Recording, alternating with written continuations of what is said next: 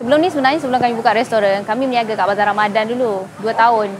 Kami berniaga ayam percik. Nak try lah kan. Sebab dah masak-masak kat rumah, betul husband cakap, nak try tak berniaga kat Bazar Ramadan?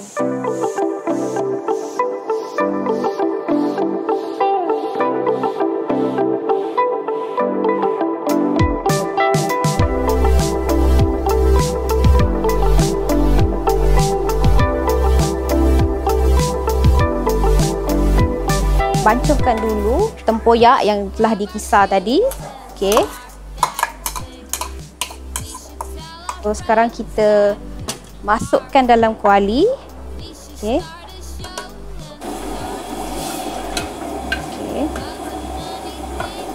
Kita masak dulu. Sebenarnya kita bukan restoran Minang tak. Kita punya base tu masakan dia berasaskan masak lemak.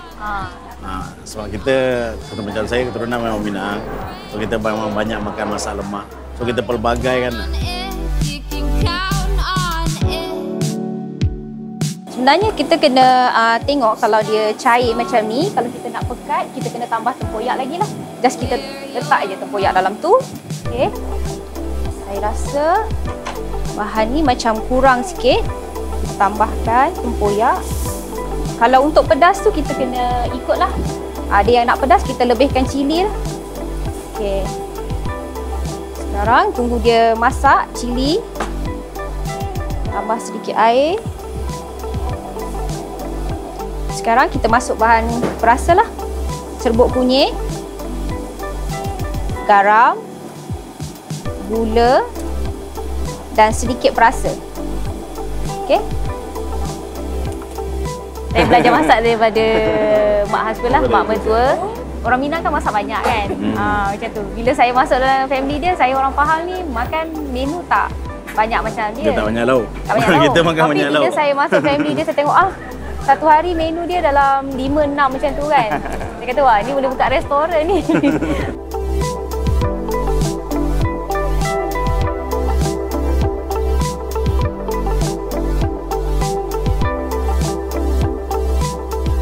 Okay, saya gunakan ikan ni kita ambil daripada Temelloh, Pating Sangkar. Di dalam satu hari tu dalam 10 ekor. Seekor tu kita potong macam ni lah. Potong 5, tengok besar lah. Kadang-kadang dia boleh dapat sikit, kadang-kadang dia boleh dapat banyak. Okay. Untuk bau dia naik jadi wangi, kita letakkan bunga kantan. Okey. Kita biarkan ikan ni masak. Dulu kalau ikan tu, satu jenis ikan tu cuma 6 ekor saja. Kalau ayam tu dalam 5 ekor sajalah. Lepas tu makin lama makin kita cubalah menu-menu yang kita rasa boleh kita ketengahkan. Macam saya pun saya cuba menu-menu yang saya rasa saya suka dan saya harap orang lain pun suka makan juga. Sekarang dah hampir 100 menu lah.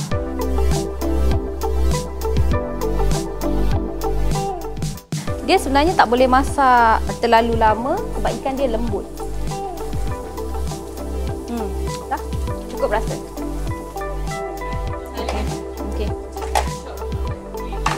Inilah dia menu patin tempoyak dari restoran Sambal Hijau. Pada tahun 2004 tu, kebanyakan restoran ataupun nama apa, dia orang buat nama kepada buah. So saya buat nama manggis, keledek, pasal kampung dia nama keledek. Dan lagi satu saya teringat sambal hijau. Sambal hijau lah. Okay.